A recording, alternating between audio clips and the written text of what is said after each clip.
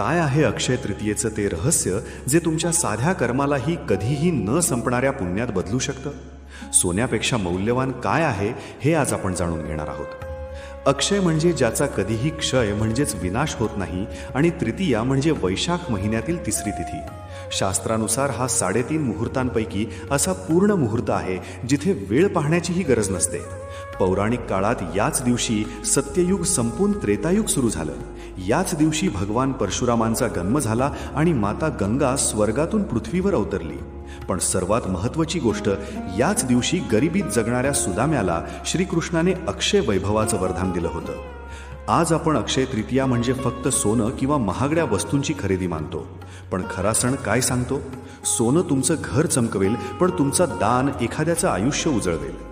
या दिवशी पाण्याने भरलेला माठ दान करणं, वृक्षारोपण करणं किंवा भुकेलेला अन्न देणं हेच खरं अक्षयधन आहे. अक्षय तृतीयाचा खरा अर्थ हा केवळ घेण्यात नाही तर देण्यात आहे.